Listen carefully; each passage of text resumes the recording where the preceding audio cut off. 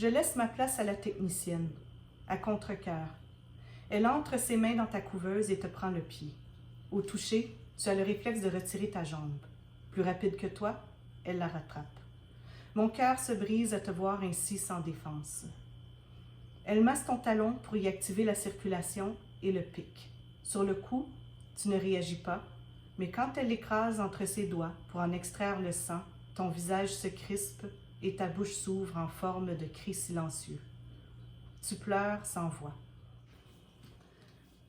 Petit géant, c'est l'histoire de jumeaux identiques nés trop tôt. C'est l'histoire de leurs parents qui vont les accompagner pendant une hospitalisation de 109 jours. 2 hospitalisations, 2 parcours assez différents. C'est une mère qui raconte à ses petits, qui leur parle comme si c'était un héritage. Elle leur raconte tout ce qui leur arrive, leur naissance, les difficultés, les échecs, les deuils qui sont vécus par les parents, les souffrances qui sont vécues par ces bébés-là, mais aussi les percées, les succès, puis les moments tendres. C'est ces moments tendres-là qui vont nous venir comme un baume. C'est une vraie incursion dans le milieu hospitalier, en néonatologie, aux soins intensifs puis aux soins intermédiaires. 2 unités qui ont chacune leur ambiance propre à elles. On y vit les relations entre les parents et les infirmières, le corps infirmier, le corps médical, parfois conflictuel, parfois pas. Mais avant tout, Petit géant, je pense que c'est une histoire d'amour. Une histoire d'amour de parents pour leurs petits qu'ils souhaitent voir rentrer à la maison et grandir.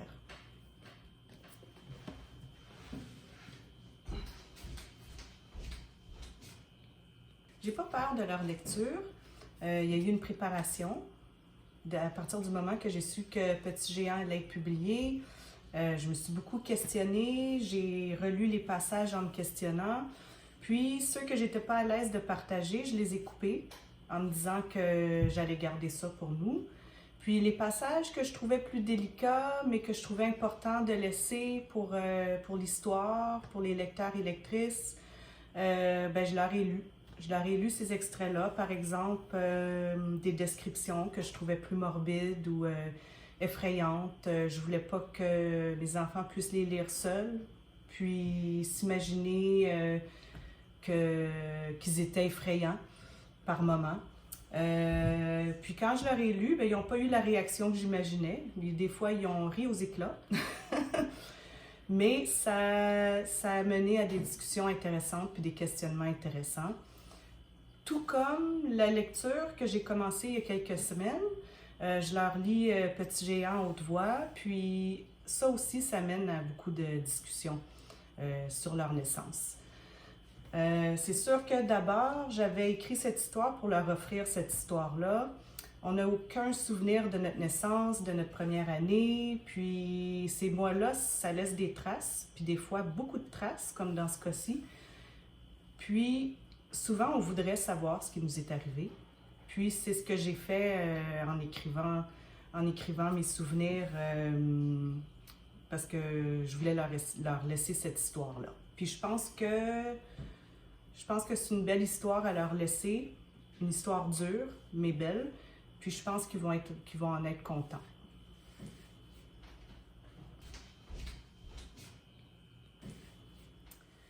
Petit géant, c'est certainement mon texte le plus autobiographique. Je suis pas sûre que je recommencerais. J'ai trouvé ça difficile d'écrire sur les personnes autour de moi. Il n'y en a pas beaucoup dans le livre, mais c'est des personnages secondaires, donc des portraits incomplets. J'ai eu peur que ça les déplaise. J'ai pas trouvé ça facile, cette partie-là. Quand j'écris, c'est souvent de l'autofiction, mais je trouve ça beaucoup plus facile quand je me permets librement d'intégrer de la fiction dans mes textes. Mais dans ce cas-ci, j'ai senti que c'était pas possible. Je me sentais pas libre d'insérer de la fiction n'importe où dans le texte, à tous les niveaux. Puis là, je parle surtout du discours la relation entre la mère et les bébés. Je sentais que je devais rester le plus authentique, le plus sincère possible à ce niveau-là. Puis ça se sent dans le texte. Je pense que les lecteurs et lectrices vont le sentir. Ensuite, est-ce qu'il y a une part de fiction? Oui, il y en a une. Je pense qu'il y en a toujours quand on raconte une histoire. On se permet d'élancer. Je me suis permise de faire des liens entre la narratrice et son passé.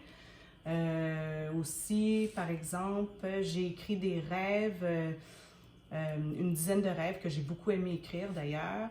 Puis il y en a que j'ai vraiment fait pendant l'hospitalisation de mes enfants. Il y en a que j'ai fait pendant l'écriture. Puis il y en a que j'ai inventé. Puis aujourd'hui, j'ai aucune idée lesquels étaient inventés et lesquels j'ai vraiment fait. Il y a les personnages d'amis aussi. C'est des personnes que j'ai réunies en peu de personnages. Puis là aussi, il y a de l'invention. Il y a de l'invention aussi pour protéger la vie privée de certaines personnes.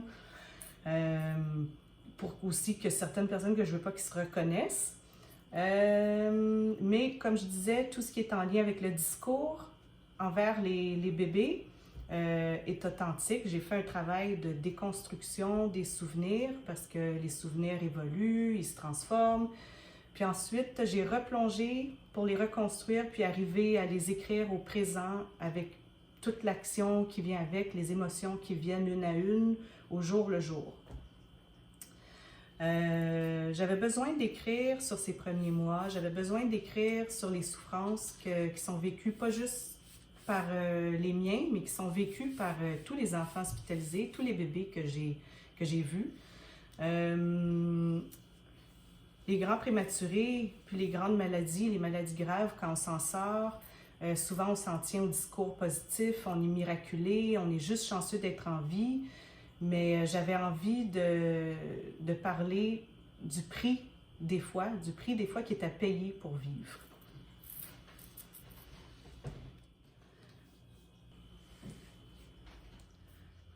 Une première publication, pour moi, c'est terriblement excitant et terriblement terrifiant.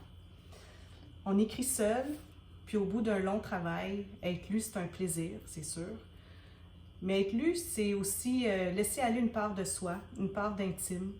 C'est sortir de sa zone de confort, pour moi. C'est s'exposer. Il y a quelque chose de compromettant là-dedans, puis en même temps, il y a quelque chose d'enivrant. Pour ce qui est du processus de publication, c'est une phase que j'ai beaucoup aimée. J'ai beaucoup aimé le retravailler le texte, les mots, les phrases, la version finale. Puis je pense que j'ai été très chanceuse de rencontrer Anne Pérouse, mon éditrice chez Hamac. Il y a 1 an, moi puis ma famille, on passait par Québec. Puis on est entré dans le petit espace qui était le bureau d'Hamac dans le temps à Québec. Puis mes 3 enfants se sont mis à feuilleter les livres dans la vitrine. J'ai déposé mon manuscrit. C'était un beau moment. Puis 2 mois plus tard, Anne elle m'a contactée pour la publication. Puis, je pense que j'ai été chanceuse parce que Anne est d'une grande sensibilité quand ça vient à l'écriture, aux mots. Elle a su me guider dans le retravail avec tact. Et puis moi, de mon côté, j'avais besoin de cet échange-là. J'avais besoin de cet échange-là pour arriver à couper ce qui devait être coupé dans mon texte. Puis finalement, pour sculpter la version finale. J'aimerais profiter de ces minutes pour remercier Anne Pérouse. Remercier aussi l'équipe chez Hamac qui ont travaillé à créer ce bel objet à partir de mon texte. Puis aussi Francesco Gualdi pour cette belle couverture de mes petits géants. Merci.